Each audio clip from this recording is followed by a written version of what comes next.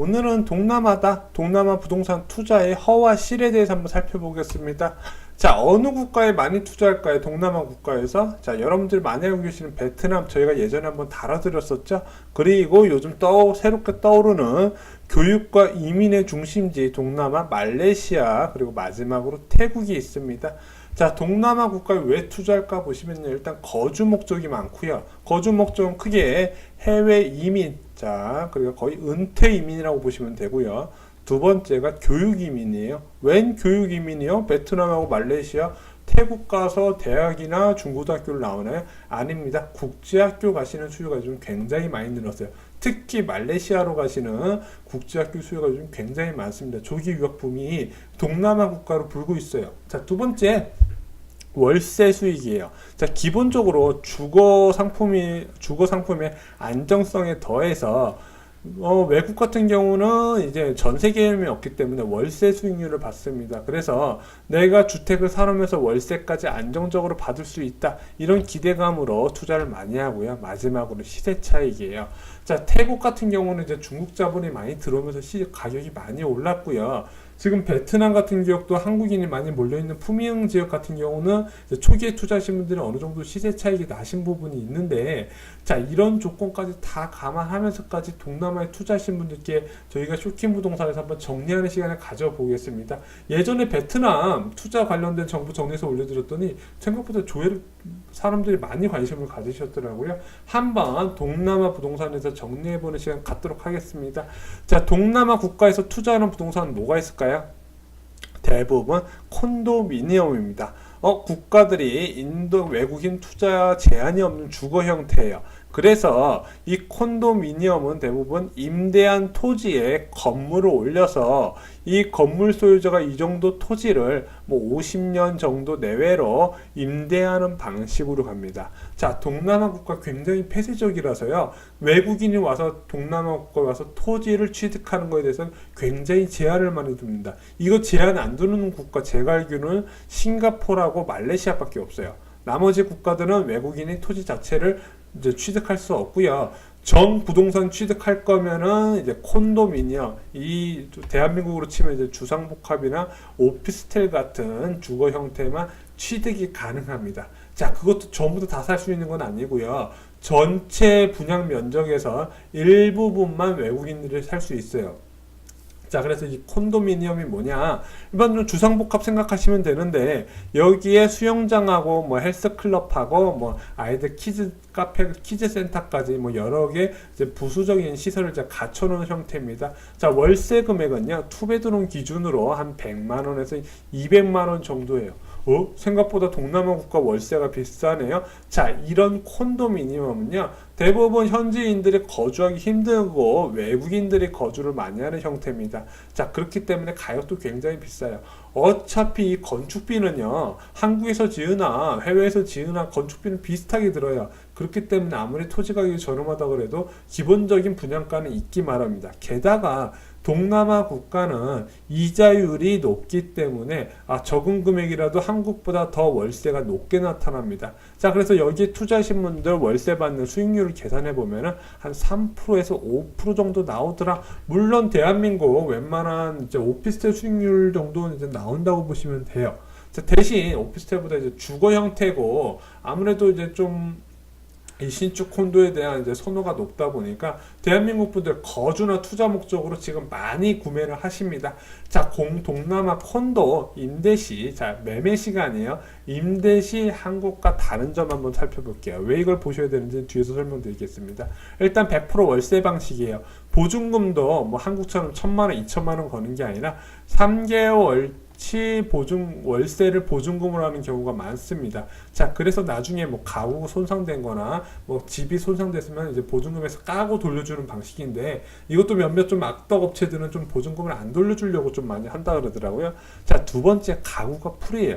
풀 퍼니처라 해서 가구가 기본적으로 다 들어갑니다. 자, 보시면 소파, 식탁, 의자 이런 것들 다 들어가 있죠. TV까지, 침대까지도 다 들어가 있습니다. 그래서 갖고 들어가실 때 숟가락하고 옷하고 기본적으로 내가 뭘 공부할 책 이 정도만 들고 가면 돼요. 그러니까 왜 그런 이유가 간단해요. 동남아 콘도 같은 경우는요, 여기 들어가서 사는 사람들이 현지인이 안 되고 외국인이다 보니까 외국인들은 가구를 다 못 들고 들어오잖아요. 잠깐 주재원으로 2, 3년 있는데 내가 집에 있는 가구를 다 들어오고 싶다? 동남아까지 이사를 어떻게 합니까? 비용 문제도 그렇고 가구 파손 문제도 있고 해서 대부분 동남아 콘도는 가구를 다 넣은 상태에서 임대를 놓게 됩니다. 마지막으로 관리비가 소유주 부담이에요. 자, 이건 뭐 이제 국가마다 다르겠지만 제가 알고 있는 동남아 국가는 상당 부분 관리비가 소유주가 부담을 해서 월세에 관리비가 포함되어 있고 세입자는 전기세나 가스비나 뭐 이런 공과금만 자기가 내면 됩니다.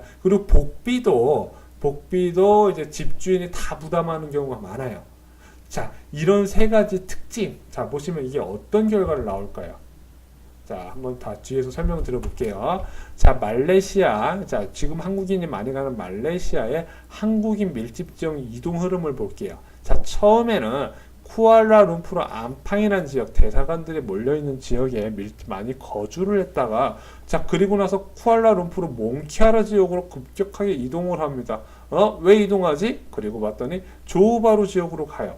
웬 조호바루? 조호바루 지역 같은 경우는 이제 싱가폴과 인접한 지역이라서 싱가폴 쪽으로 이제 발전을 많이 기대하고 신도시가 많이 생기고 있는데 이 조호바루 지역으로 요즘 한국 사람들이 많이 가고 있어요. 자, 그 이유는 밑에 써놨다시피 신축 콘도 선호 현상이 강해요. 자, 외국인 이제 그 세입자들은 신축 콘도 선호 현상이 강하다 보니까 이것이 근본적인 동남아 부동산 투자 리스크의 하나의 원인이 됩니다. 자, 월세 거주자가 신축을 선호하는 이유. 자, 보면은요, 신축 건물, 당연히 건물이니까 집도 삐까뻔쩍 할 것이고, 수영장도 새로 지었고, 자, 헬스클럽에 있는 뭐 헬스기구 다 새 걸 거 아닙니까? 더불어서 가구, 가전제품들이 다 새 거예요. 자, 얼마나 좋습니까? 신축 건물에 새 가구, 새 가전제품이면요, 기존 집에 있을 필요가 없죠. 그리고 이사의 부담이 적어요. 왜 그러냐? 이사, 내가 올 때부터 갖고 왔던 게 짐이 적다 보니까 그냥 커다란 트렁크에다 옷 다 집어넣고 뭐 간단한 식기류 집어넣고 그냥 나오면 돼요. 어렵지가 않아요, 이사가. 그리고 나서 복비 같은 것도 지역마다 다르지만 집주인들 다 부담하는 지역들이 있거든요. 아니면은 초기에 입주하는 단지 같은 경우는 복비를 주인들이 부담하는 경우가 많더라. 그래서 이사를 한다는 게 그렇게 큰 일이 아니에요. 이쪽 지역에서는. 마지막으로 공급의 지속입니다. 공급이 지속됐다는 것은 동남아 국가가 완전히 도심화된 지역은 아니지만 일단 콘도로 지을 수 있는 땅은 웬만하면 다 올라갈 수 있기 때문에 자, 마음만 먹으면 콘도 가격이 높게 형성되면 누구나 다 이 콘도를 지으려고 사업자들이 생각을 하고 있을 거 아닙니까? 그래서 어느 정도 임대료가 높게 형성될 것 같으면 콘도가 계속해서 공급이 되는 겁니다. 자, 새로 공급되는 콘도, 자, 세입자 채우려면 분양가가, 임대료가 저렴해야겠죠. 저렴하고 가구나 가전은 더 좋은 것을 설정해 놓겠죠. 그럼 같은 월세면은요, 월세 거주자가 신축으로 급격하게 이동하는 현상이 나타납니다. 그건 대한민국뿐만 아니라 뭐 웨스턴 쪽도 그렇고 뭐 중국 사람들도 그렇고 다 그렇게 생각을 합니다. 자, 그러면은 이 동남아 콘도하고 대한민국 부동산 유사한 상품이 뭐가 있을까요?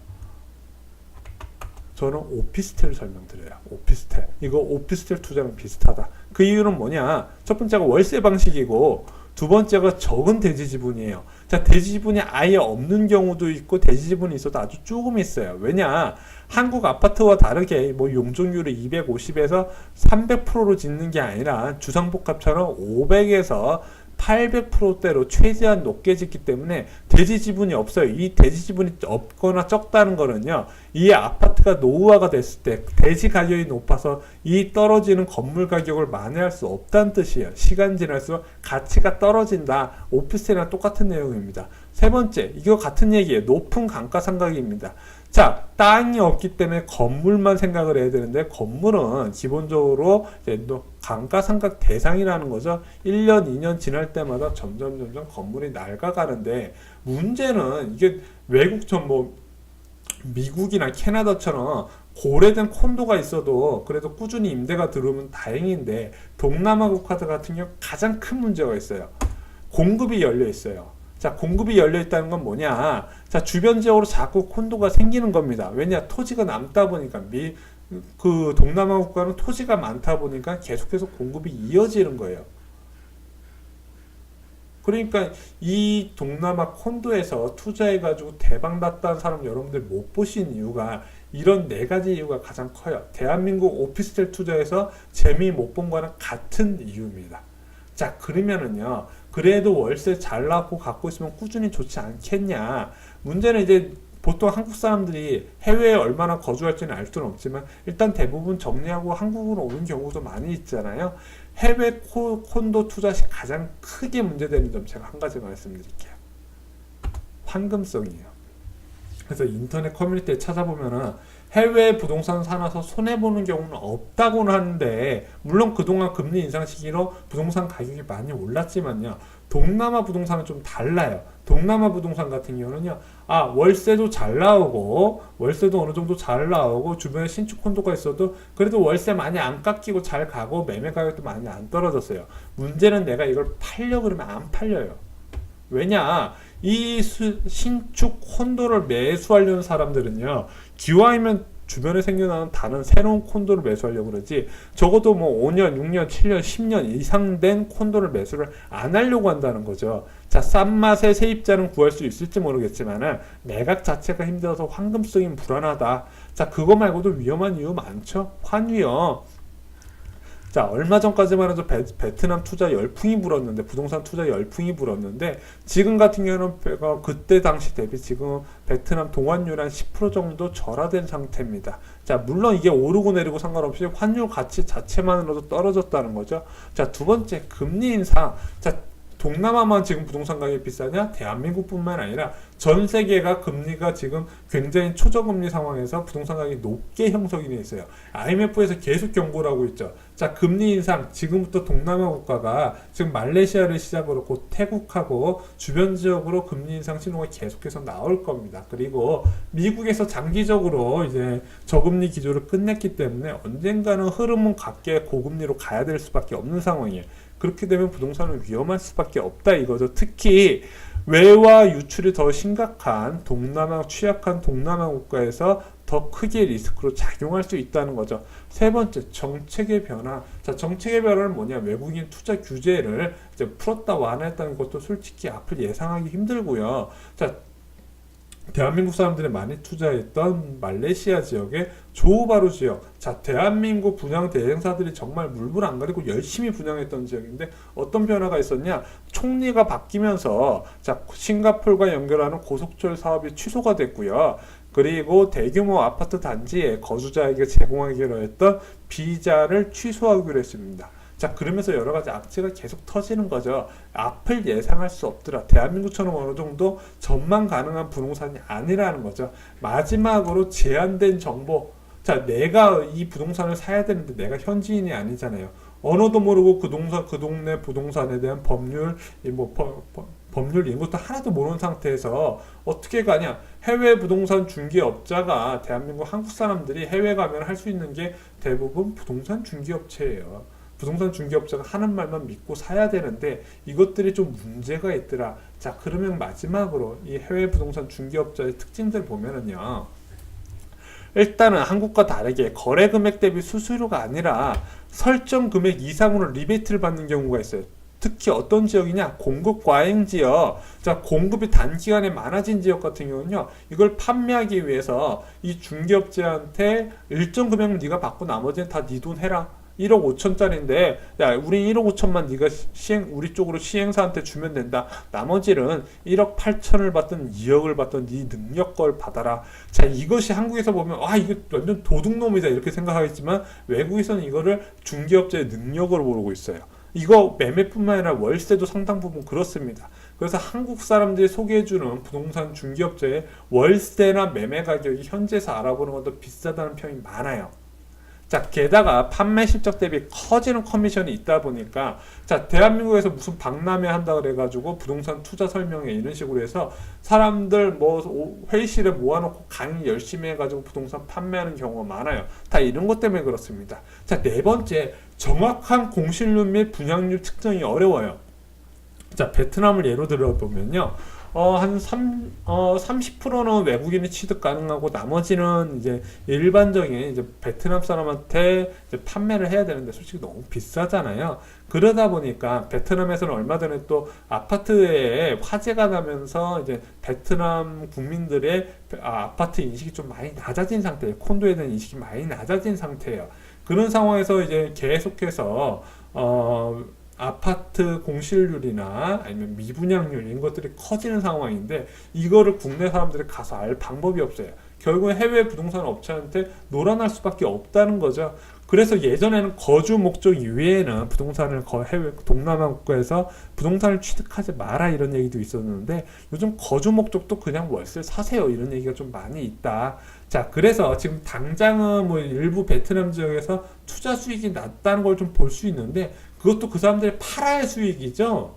예, 시간 지나서 계속해서 공급이 지속되면은요, 그 지금 잘 받고 있는 월세, 그리고 비싸 보이는 가격도 장기적으로 보면 떨어지더라. 왜냐, 베트남 같은 경우는요, 내가 갖고 있던 콘도를 다른 사람한테 팔면은 그 사람이 그걸로 임대 사업을 할 수 없는 걸로 알고 있어요. 자, 여러 가지 복잡한 규제들이 굉장히 많다. 그렇기 때문에 동남아 국가 투자, 부동산 투자 요즘 굉장히 붐이지만은 그래도 조심하실 필요가 있다. 이렇게 전해드립니다. 자, 이상으로 쇼킹 부동산 마치겠습니다. 좋아요와 구독, 그리고 동남아 국가의 이민을 알아보시거나 부동산 투자를 알아보신 분들께